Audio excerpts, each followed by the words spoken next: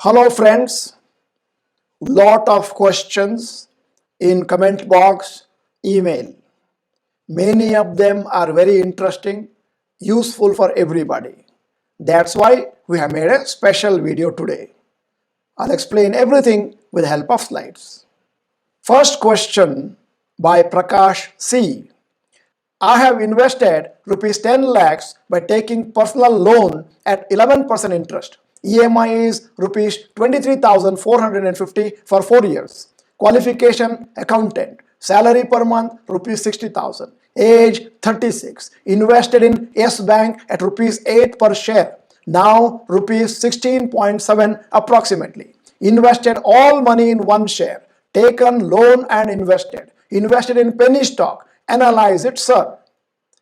Now, there are many things I need to ask Prakash. First question is, loan taken from some other individual or from a bank? Second question, can you pre-close the loan earlier to 4 years? Fortunately, he has purchased the stocks at 8, now almost double. My very bad question is, suppose the share had gone down from 8 to 4, what would have been your situation? You would have landed up paying 23,450 every month and you will be in the tremendous distress because your 10 lakhs would have become 5 lakhs. Now, my suggestion to Prakash is, in case you have the facility for pre-closure of the loan, you have already invested 10 lakhs, it has become almost 20 lakhs. Of course, you have to pay the tax. My suggestion is, at the earliest possible time, pay back the 10 lakhs so that you are free from the EMI, and now whatever shares worth 10 lakhs you have is absolutely free. That means you got those shares entirely free. Yes Bank, of course, is improving because presently SBI has invested a lot of money and the shares are improving. My suggestion is hold it for some time, maybe 3 to 4 years. At the end of 3 to 4 years, maybe, I'm just guessing, because whatever problems Yes Bank had earlier is still continuing and hence it may improve slowly. In that case, 4 years later, I'm just guessing, I'm just hoping that it might become 30, 40, 50 rupees. At that time, you can sell and make more profits and pay the legitimate tax. Few days back, we had made a video, can we take a loan and invest in stock markets? I had very clearly dealt with the topic. Especially, you should never invest in one stock. You must diversify minimum 5 to 10 companies and all large caps, all Nifty 50 stocks, all profitable stocks only. However, this is a rare case. But my suggestion is taking a loan and buying shares is never a good idea. My strong recommendation is please go through this particular video once again if you have not seen it already. Next question, Ganapati Manju. Sir, few of physical shares were transferred to Investor Education and Protection Fund.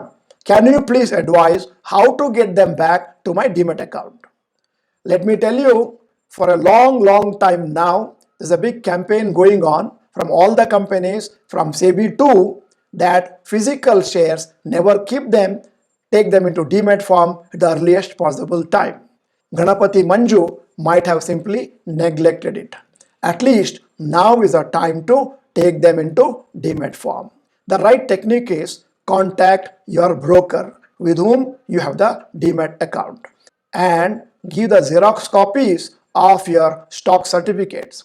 He will make the necessary arrangements to transfer it to Demat form.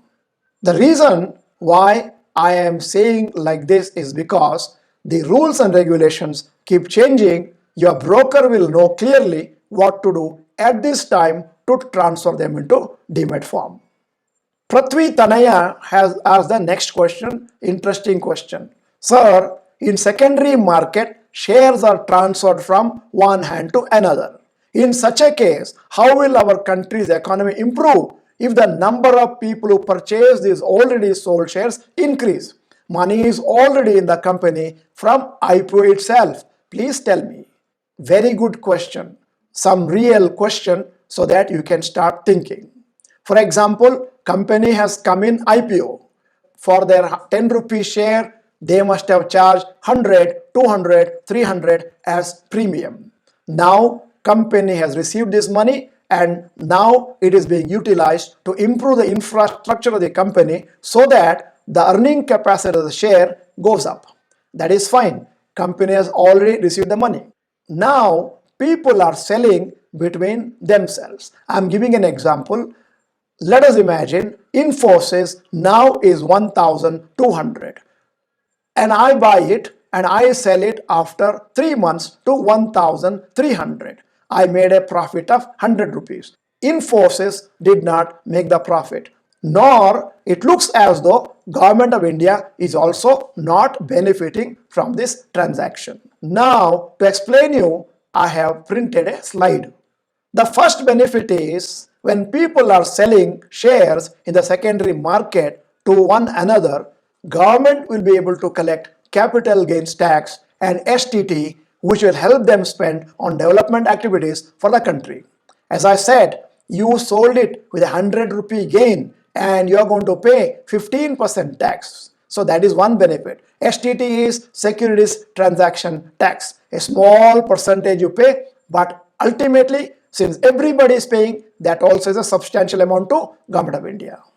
The second benefit is if people make profit from stock market in secondary market, their standard of living will improve and they will have more capacity to spend on various goods and services. When there is more money in the pocket of the common man, he will be able to buy consumer goods, he will be able to buy motor vehicles, he will be able to buy a new house. Again, more tax goes to government. The third benefit to economy is when prosperity level of investors increases, they will be able to invest in new IPOs, helping companies to raise money and create more economic activity. More money in the pocket, that particular investor will buy shares in IPO. Plus, he will buy other shares in secondary market and produces more capital gains tax. Plus, he will pay brokerage and the brokers also start getting more money. Now, Prithvi Tanaya has not asked one more question that could be in your mind. And that is, if two people are buying and selling in secondary market, how does the company benefit? Company directly will not benefit. But when the share prices are going up, the investors and the directors of the companies, their share is also going up, their prosperity is also going up. Second one is when in the future company is going for a rights issue or they are going for FPO, that means further issue, the company will be able to charge more premium for the investors. Today's last question by Nishant. Very pertinent question at this time. Is it a good idea to buy a LIC policy now to become eligible for reservation for LIC IPO? Friends, LIC is coming with an IPO at the end of this year. By purchasing an LIC policy, I may be eligible for allotment in IPO of LIC. Now, I'm asking this question back to all of you. I want to know from this survey, what is the opinion of people regarding buying of LIC policy for the sake of LIC IPO? If you think this is a good idea, type A.